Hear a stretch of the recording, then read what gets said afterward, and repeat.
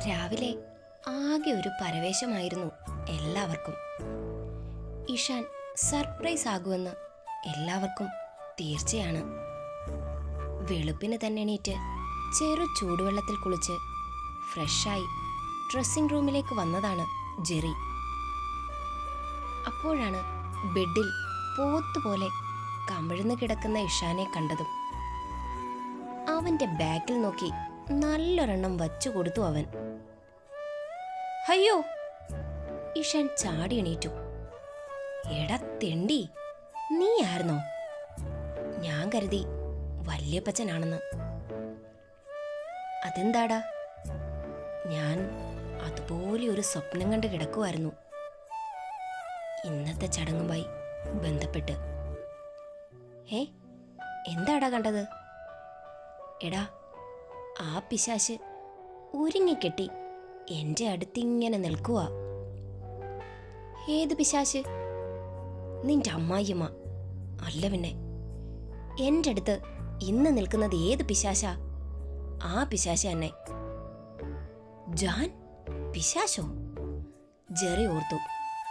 Hey, ആ look ജാനിനല്ല, കൂടുതൽ ചേരുക അല്ലുവിനാ. ആ, നീ പറയടാ ശ്യാമു. എന്നിട്ടെന്താ? അവള് നിൽക്കുമ്പോ ഞാൻ പറഞ്ഞു എനിക്കെന്റെ ജാനുവിനെ മതിയെന്ന്. അപ്പോ അവളുടെ മുഖമൊന്ന് കാണണം. ആ നിമിഷം വല്യപ്പച്ചൻ ദേണ്ടടാ വരുന്നു.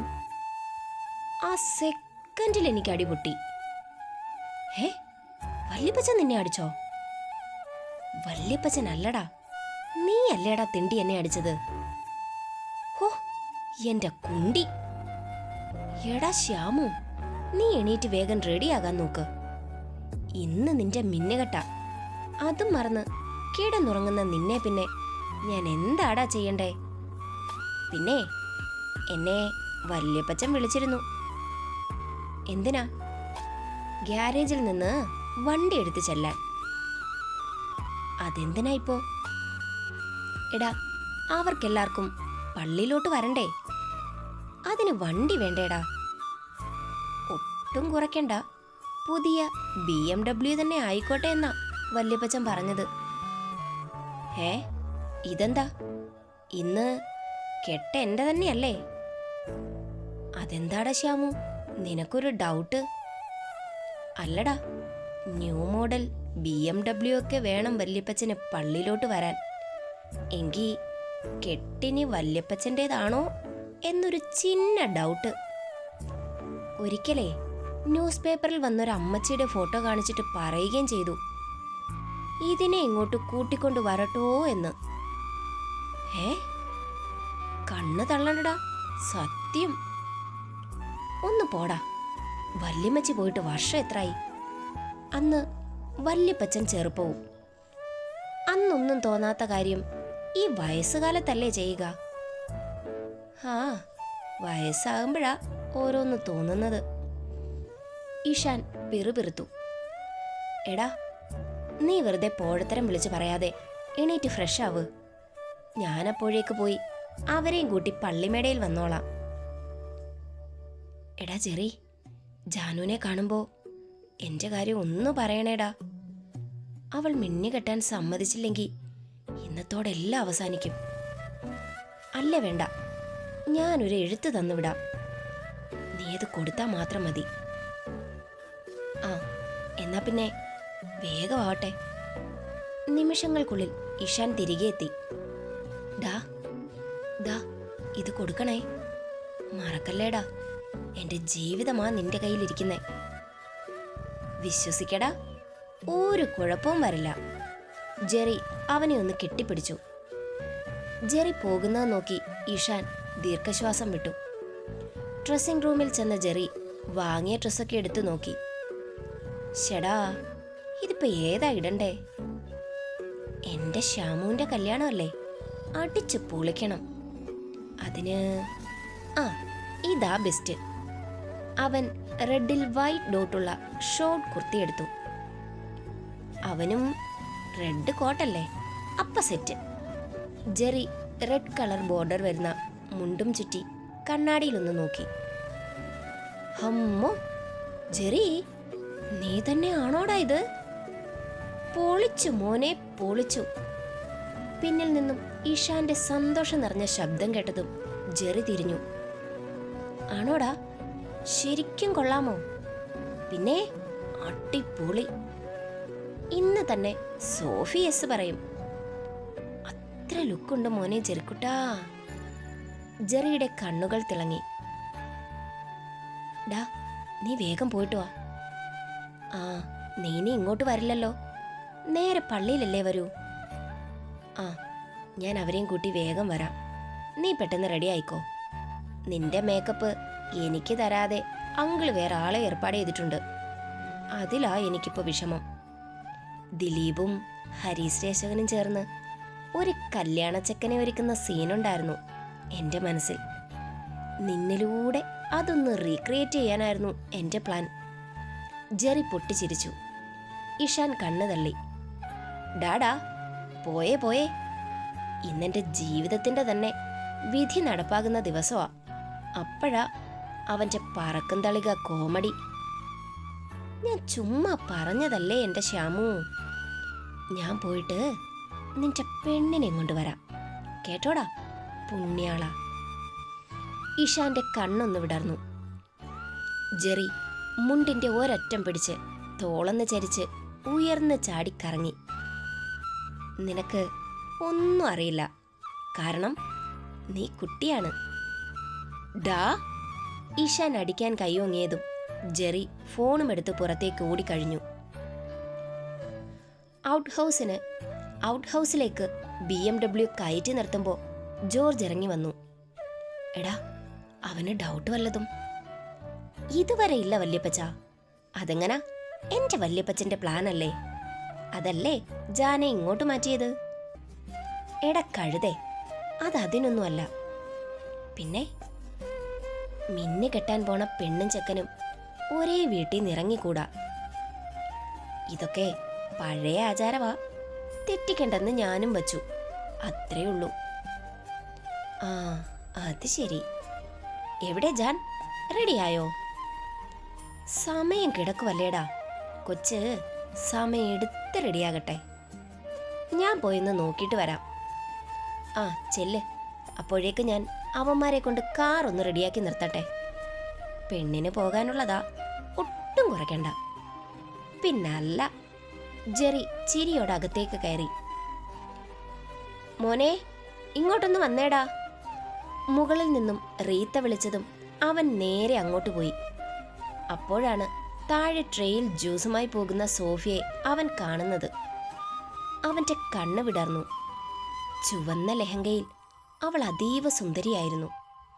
ജെറിയുടെ കണ്ണുകൾ അവളെ പൊതിയുമ്പോൾ അവന്റെ കണ്ണുകൾക്ക് നക്ഷത്രങ്ങളെക്കാൾ തിളക്കം. അവളുടെ ചിരിയും, ചിരിക്കുമ്പോൾ തെളിയുന്ന നിരയൊത്ത പല്ലുകൾ, വിടരുന്ന കണ്ണുകൾ, മുഖം ചലിക്കുമ്പോൾ ആടുന്ന വലിയ കമ്മൽ. ജെറിയുടെ കണ്ണുകൾ വിടർന്നു. തന്നെ നോക്കി നിൽക്കുന്ന ജെറിയെ കടക്കോണിൽ അവളും കാണുന്നുണ്ട്. അവൻ്റെ കണ്ണുകളിൽ തെളിയുന്ന പ്രണയഭാവം അവളിൽ വല്ലാത്തൊരു അനുഭൂതി പടർത്തി. അവൾ ജ്യൂസ് ട്രേയുമായി സ്റ്റെപ്പുകൾ കയറി തുടങ്ങി. അവൾ അരികിലേക്ക് വരുംതോറും അവൻ്റെ നെഞ്ചിടിപ്പ് കൂടിക്കൂടി വന്നു. അവൾ അവൻ്റെ അടുത്തെത്തി ട്രേ മുന്നിലേക്ക് നീട്ടി. അവൻ അതിൽ നിന്നും ഒരു ഗ്ലാസ് എടുത്തു. അവൾ പിന്തിരിഞ്ഞു. പെട്ടെന്നവൻ അവളുടെ കയ്യിൽ പിടിച്ചു. അവൾ ഞെട്ടിത്തിരിഞ്ഞു. പോവാണോ? സോഫി, നിന്നെ കാണാൻ എന്ത് രസാന്നറിയോ? അവൾ പിടച്ച മിഴിയോടെ അവനെ നോക്കി. പിന്നെ അവനെ മൊത്തത്തിലൊന്ന് നോക്കി. ട്രേ ഒരു കയ്യിലാക്കിക്കൊണ്ട് വിരൽ കൊണ്ട് സൂപ്പർ എന്ന് കാണിച്ചു. അവൻ്റെ കണ്ണുകൾ വിടർന്നു. അവൻ്റെ കണ്ണുകൾ അവളിൽ ഒഴുകി. അതവളിൽ നാണം നിറച്ചു. ജെറി, വല്യപ്പച്ചന്റെ വിളി കേട്ടതും അവൻ പെട്ടെന്ന് അവളുടെ കയ്യിലെ പിടിവിട്ടു.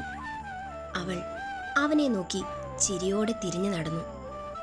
അവളുടെ ഉള്ളിൽ അവനോടൊത്തുള്ള ഡ്യുവറ്റ് ആരംഭിച്ചു കഴിഞ്ഞു.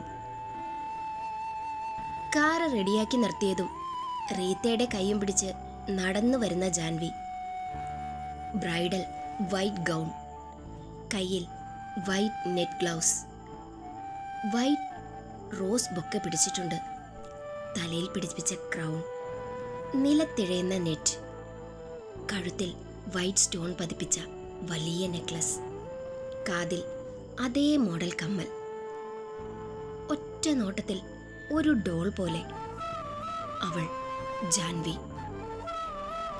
ജെറി ശരിക്കും അമ്പരന്നു. Jan, what A look man! എന്റെ ശ്യാമു ഇപ്പൊ തന്നെ കണ്ട തല ചുറ്റി വീഴും, ഷുവർ. എന്റെ ചെക്കനെ എല്ലാരും കൂടി ഒരു പരുവാക്കി. ദേ, ടെൻഷൻ കൊണ്ട് നിനക്ക് തന്നെ തരണമെന്ന് പറഞ്ഞ് തന്നു വിട്ടതാ. വായിച്ചു നോക്ക്. ജെറി നീട്ടിയ കടലാസ് അവൾ ആവേശത്തോടെ തട്ടിപ്പറിച്ചു. മോള് കയറിക്കോ. റീത്ത ഡോർ തുറന്നു കൊടുത്തു. അവൾ അതിലേക്ക് കയറിക്കൊണ്ട് ചുറ്റും നോക്കി. സോഫി, ആ, അതിനെ ഞാൻ കൊണ്ടുവന്നോളാം. ഇപ്പൊ ജാൻ കയറിക്കോ. അവനെന്താ എഴുതി പിടിപ്പിച്ചേക്കുന്നെന്ന് നോക്ക്. ജെറി പറഞ്ഞിട്ടും അവൾ അകത്തേക്ക് കയറിയില്ല. വല്യപ്പച്ചാ! അവളുടെ വിളി കേട്ട ജോർജ് ഓടി വന്നു. അയാളുടെ കണ്ണുകൾ തിളങ്ങി. അവൾ പെട്ടെന്ന് അയാളെ കെട്ടിപ്പിടിച്ചു. എന്റെ കൊച്ച് സുന്ദരിയായിട്ടുണ്ട്. എവിടെ ഇതിന്റെ ആർട്ടിസ്റ്റ്? ഞാൻ ഇവിടെ ഉണ്ടേ. ഹ, മിടുക്കി! ഞാൻ ഇത്രയും പ്രതീക്ഷിച്ചില്ല. ഇനി നീ തന്നെ ഞങ്ങളുടെ തറവാടിന്റെ ബ്യൂട്ടീഷ്യൻ. ഈ കുടുംബ ഡോക്ടർ എന്നൊക്കെ പറയില്ലേ, അതുപോലെ. അയാൾ ചിരിച്ചതും എല്ലാവരും ഒപ്പം കൂടി. ജോർജിന്റെയും റീത്തയുടെയും അനുഗ്രഹം വാങ്ങി അവൾ കാറിലേക്ക് കയറിയിരുന്നു. അവൻ എന്താണ് എഴുതി കൊടുത്തു വിട്ടതെന്നറിയാൻ അവൾ ആകാംക്ഷയോടെ ലെറ്റർ തുറന്നു. ജാനു, ഞാൻ നിനക്കായി കാത്തിരിക്കും. നീ എന്നിലേക്ക് വന്നില്ലെങ്കിൽ മറ്റൊരാൾക്ക് സ്വന്തമാകാൻ നിന്റെ ഇച്ഛൻ ഇനി ഈ ഭൂമിയിലുണ്ടാകില്ല. നീ എന്നിൽ ചേർന്നാൽ മാത്രമേ എൻ്റെ ജന്മം പൂർണ്ണമാകൂ. വെറും വാക്കല്ല, വാക്കാണ് ഏറ്റവും വലിയ സത്യം. നിന്റെ മാത്രം ഇച്ഛൻ. ജാൻവിയുടെ കണ്ണുകൾ നിറഞ്ഞു. ഡ്രൈവിംഗ് സീറ്റിലേക്ക് ജോർജ് കടന്നിരുന്നു. വല്യപ്പച്ച, മോള് സമാധാനിക്ക്. ജെറി, നീ അവരെ കൂട്ടി എൻ്റെ പിന്നാലെ വാ. ജെറിക്കുള്ള നിർദ്ദേശം കൊടുത്ത ജോർജ് പള്ളിയിലേക്ക് യാത്ര തിരിച്ചു. പിന്നാലെ റേഞ്ചർ ഓവറിൽ ജെറി ഡ്രൈവർ, മുന്നിൽ തന്നെ സോഫി, പിന്നിൽ റീത്തയും ശരണ്യയും. യാത്രയിലുടനീളം ജെറിയുടെ കണ്ണുകൾ അവളിൽ പാറി വീണുകൊണ്ടിരുന്നു. അവർ ചെല്ലുമ്പോൾ പള്ളിയിൽ ആരും ഉണ്ടായിരുന്നില്ല. ജാൻവിയെ റൂമിലാക്കി അവർ ഇഷാൻ വരുന്നത് കാത്തുനിന്നു. അരമണിക്കൂർ കഴിഞ്ഞതും ക്ഷണിക്കപ്പെട്ട അതിഥികൾ വന്നു തുടങ്ങി. ജോർജ് നിറഞ്ഞ ചിരിയോടെ അവരെ വരവേറ്റു. റാഹേലും ജേക്കബും ഇഷാനുമായി വരുന്നത് കണ്ടതും ജോർജിന് സന്തോഷം തോന്നി.